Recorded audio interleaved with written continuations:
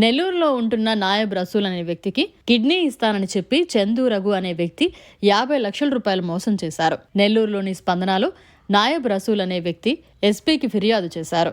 Kidney వ్యాధితో బాధపడుతున్న తనకు చందు రఘు అనే వ్యక్తి కిడ్నీ ఇస్తానని చెప్పి 50 లక్షల రూపాయలు మోసం చేశారు. ప్రస్తుతం నెల్లూరులోని రెయిన్బో హాస్పిటల్లో డయాలసిస్తో బాధపడుతున్నారని, తాము మోసపోయామని గ్రహించామని, దీంతో స్పందనలో ఎస్పీకి ఫిర్యాదు చేశామని తెలిపారు. నవాబ్పేటలోని పోలీసులను ఆశ్రయించాలని ఎస్పీ తెలియజేసినట్లు తెలిపారు. ఈ సందర్భంగా వారు మీడియాతో మాట్లాడారు. నాయబ్ రసూల్ అనే నేను కిడ్నీ పేషెంట్ని.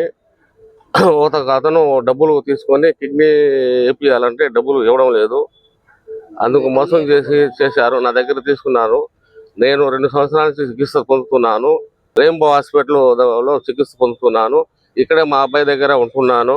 కాబట్టి నాకు న్యాయం చేయాల్సిందిగా కోరుతున్నాను. కిడ్నీ వేపించుకోవడానికి చందు రఘు జాగ్రత్త ఇట్లా ఎన్టీఆర్ నగర్ 2 సంవత్సరాలు అవుతుంది సార్. కిడ్నీకి వేపిస్తానని తీసుకున్నాడు సార్. ఇంకేం చెప్పలేదు సార్. ఎవరి ద్వారా అంటే అది ఏం చెప్పలేదు సార్. డబ్బులు అడిగితే ఏం చెప్పలేదు సార్. ఒకసారి హాస్పిటల్ కూడా వచ్చారు సార్. అతను నాకు ట్రీట్మెంట్ జరుగుతున్నాక హాస్పిటల్ కూడా వచ్చారు, చూశారు. కాకపోతే డబ్బులు 1 రూపాయి కూడా ఇవ్వలేదు సార్. నాకు డబ్బులు ఇప్పించి న్యాయం కావాలి సార్.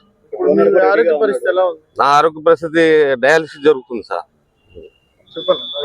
నా దగ్గర ట్రీట్మెంట్ కూడా డబ్బులు లేవు. అతను మోసం చేశాడు. నాకు డబ్బులు ఇప్పాల్సిందిగా కోరుతున్నాను.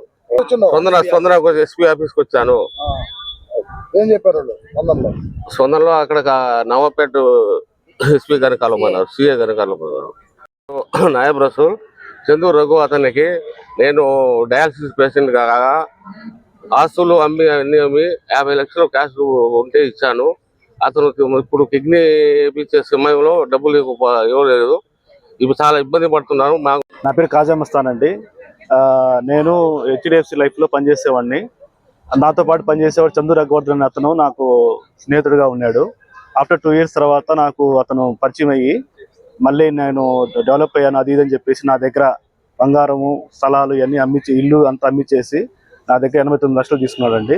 ఇప్పుడు డబ్బులు అడగగా ఏం చెప్తున్నానంటే సిపిఎం పార్టీ వాళ్ళని, ఇంకో పార్టీ వాళ్ళని తీసుకొచ్చేసి బెదిరిస్తూ ఉన్నాడు. నాకు సిపిఎం పార్టీ వాళ్ళంటే నాకు చాలా అభిమానం.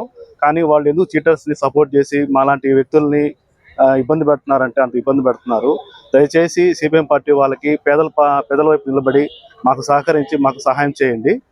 దీని ద్వారా మాకు ఏంటంటే మాలాంటి కుటుంబాలకి మీరు సహాయం చేస్తే రేపు మీ పార్టీకి మంచి పేరు వస్తుంది. ఇది విన్నవించుకుంటున్నాను. మీ పేర్లు అయితే చెప్పలేకపోతున్నాను. ఎందుకంటే మీరే అర్థం చేసుకొని అటువంటి చీటర్స్కి మీరు బహిష్కరించండి.